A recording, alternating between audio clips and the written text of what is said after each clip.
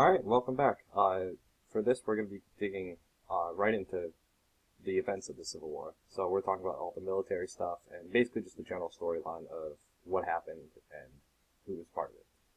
So we'll get right into it with the first Battle of Bull Run. This was the first major engagement of the war. People actually didn't know what to expect out of the Civil War at this point. There were people that showed up to this battle, like civilians, and put down a blanket on the grass and were hoping to just watch like a nice chivalrous engagement and see the Southern rebels be routed. But that's not exactly what happened. They saw horrible bloodshed and Union forces who were not equipped to deal with the situation just running for their lives. Almost 5,000 dead on both sides in one day. And it was just a huge wake-up call for both sides that, no, this was not going to end so easily. The first major general for the Union was General McClellan. So, he had some good things going for him. He knew that it would take a while for the Union to build up its production might. He knew that the Union was better than the South when it came to that. So he conserved, and he trained his army, and purposefully didn't engage as much as perhaps Lincoln wanted him to. And that was also his biggest disadvantage. He conserved too much. And after some battles where Lee's, like, his army's wounded and they don't have much food and resources, he could have chased after them, but he didn't. And he was still kind of in that mentality of chivalry and, like, Napoleonic tactics of, oh, I need to capture Richmond. Even if I capture all the generals and stuff, I still need to get the capital. That's what seals the deal. When in reality, that was changing, and Lincoln realized that. For the South, the major person you gotta know about is General Lee. So, he was the general of the most of the Confederate Army throughout the war. His biggest strength was he knew how to use what was given to him. He had incredible efficiency, and he knew that war was not just about numbers. It was about morale, too. He tried to exploit that as much as possible with the North. But he also underestimated the Union. And in order to exploit that morale, he tried to invade the North the first time, and then for resources, he invaded the North the second time. But he should have just stayed on the defensive, and that eventually just led to his loss. With the Civil War, we also see the emergence of new technology, mainly repeating rifles, which at first were mainly used for cavalry. Some military people actually thought it was a complete waste of ammo. Why would you need to fire more than one time? It was a waste of money, and a waste of scraps that could go to other things. And that's kind of silly if we look at it now, but it was strange technology to them. They didn't know what to make of it.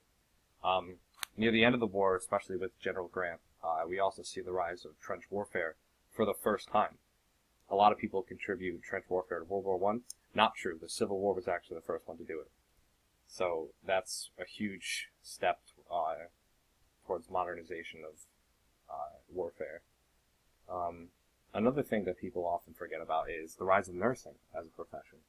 There were so many wounded and so many diseased and dying people that naturally nursing just came about out of it as a profession, and ever since then it grew into a respected and well-paying profession even today.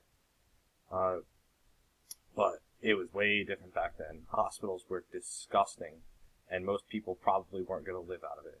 It was basically just a butcher shop. So, I mean, I guess you could say nursing came out of butchering.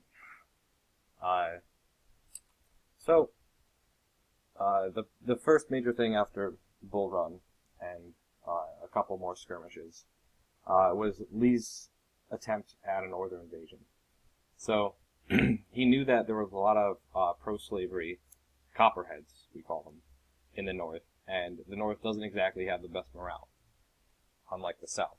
So he decides if he can invade the North, he will just gut them, and we'll think, wow, we thought we were going to just roll over the South, and now they're already invading us. We lost this war. That was his intent. But the result was not so successful. And in 1862, he made his way into Maryland, West Virginia, and he met Union forces at Antietam. Now, this is still, to this day, the single bloodiest day in American history. Over 23,000 people died in 12 hours. Think about that. Just think about how that looked. People often say stories of just the stench and the amount of blood on the battlefield. It was like walking through a swamp because the grass was just tainted in blood. There was no clean surface. Union forces barely managed to win. You could hardly even call it a victory because they still ended up losing like just as many people. But the South retreated, so McClellan declared it a victory. This also gave Lincoln the opportunity to issue the preliminary Emancipation Proclamation, which he gave the Confederacy until the end of the year to free all the slaves and come back to the Union. If not, he would free them himself and basically make this war about slavery, which is what the South did not want, because they were hoping to get European countries like Britain to support them, but they had already freed their slaves, and it would look bad on them if they were to support the pro-slavery side. So that basically barred everybody else from joining the war in favor of the Confederacy, which was an incredibly smart move on his behalf. But McClellan's failure, after Antietam, like I said earlier, he was reeling, and McClellan could have chased after him. And Lincoln was actually there, like, demanding it. He wanted McClellan to chase after him. He's like, you can end the war right now if you just keep going. But McClellan, he likes to play it safe. He's like, no, I have a lot of wounded. I need to take care of them first. We'll regroup, and then we'll keep going. So Lincoln was pretty mad about that. And that eventually led to, that and a bunch of other disagreements led to McClellan not being general anymore.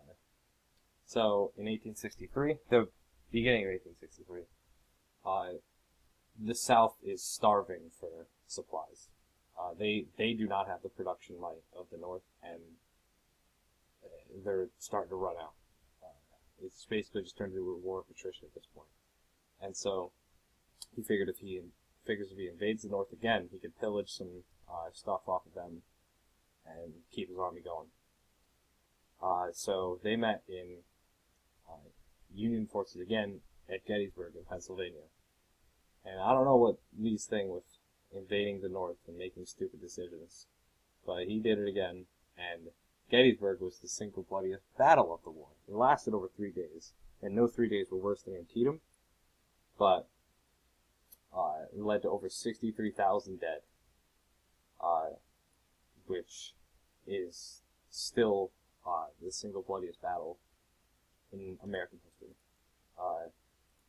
It's so bad that Lincoln actually dedicates it as a national cemetery. And this is where we get the Gettysburg Address. And we will talk about that at another point in time. That's a completely different lesson because there's so much to talk about with that. Here comes in General Ulysses S. Grant, or as some people like to call him at the time, the Butcher, after Gettysburg, which was commanded by General Meade, who did an okay job, but he still wasn't the kind of general that Lincoln wanted. Lincoln needed somebody that would just keep pushing and chase Lee and exploit their incapability, because he wanted to end the war as quickly as possible, and he found that person, Grant. And Grant's plan was to do just that. Since we have more men and supplies, let's just keep throwing wave after wave of just human meat at them until we can finally break them down. And to him, if we win the war as quickly as possible, we'll lose less people than if we drag the war out longer like McClellan would have done. And that might have been true, but under Grant's command, more Union forces died than any other part of the war combined, because he just threw them away. And that's where he gets the name the Butcher. But, I mean, it does work, because Lee just can't deal with it all, and he just gets pushed back farther and farther and farther down into the South. And in 1865, Grant finally corners him and gets him to surrender unconditionally, signaling the end of the war. But at the same time, William Tecumseh Sherman, who is leading a force to the east, decides to begin his march to the sea. Now, this is an infamous march where and it's one of the first times in military history that somebody decides to do this at this time. The big thing in war was to never break away from your supply line. If you lose the supply line, you have no food, no water, no ammunition, you can't fight. So, what does Sherman do? Yeah, he breaks off from the supply line. And he just pillages and burns and destroys his way through the South in order to get the supplies that he needed. His camp was over 10 miles wide, and the slaves that would run into him, that he would free, would just cut down the forest in front of his camp, and he cut their way through mountains and hills just to get further down south and further towards the sea. And this is also where Sherman's bow ties come in. In order to further cripple the South's production, they would take railroad tracks, heat them up where they're malleable, and then twist them around trees, so they just couldn't be used ever again. And the South still to this day hates this man for the brutality of the way he fought. But he was effective, and you can't deny that. The results of the Civil War, 620,000 to 800,000 dead. Until a couple years ago, 620,000 was the reasonable amount, but with more and more evidence surfacing, the numbers dead might be going up to 800,000, because we just don't have that great of records on how many people died, because how do you even keep track of that number? It was more than every single American war combined. That's 1/10 of the population of the nation. And if you equate that to today, that's around 6 million people dying. Imagine 1 in every 10 kids in your school just dead because of this war. That's how penetrating this was. And you still see the results of this war today. There's Civil War monuments everywhere, more than any other war, especially in Connecticut, which has more Civil War monuments than any other state, even though no battles were actually fought here because we're so far north. We were the manufacturing hub of the Union, so it still made our state who we are today. But one of the biggest result was obviously the 13th Amendment, which officially abolished slavery in all American states. That this was kind of Lincoln's crowning achievement, and he did it because he didn't think he was going to get elected again. So he just wanted to put this in, so there was no way that they were going to be able to take it back out. And when it comes to Reconstruction, we'll talk about that in a different lesson. But Lincoln was later assassinated after the end of the war. So, I mean, I guess it's kind of a bittersweet thing. The Union celebrated the victory, but then, bam, just like that, their president's dead. But we will get into that on another time. So, thanks for listening.